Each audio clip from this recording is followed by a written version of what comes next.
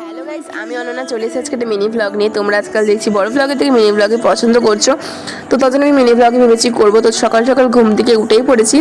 ঘুম থেকে উঠে ফ্রেশ ট্রেশ হয়ে এখন প্রায় 10টার মতো বাজে। খেয়ে নিলাম খিচুড়ি, আর তার কিছুক্ষণ পর খেলাম এটা একটু ইয়ামের, দারুণ খেতে ভাই। যারা রসুন ভালোবাসে তাদের তো এটা খুব ভালো লাগবে।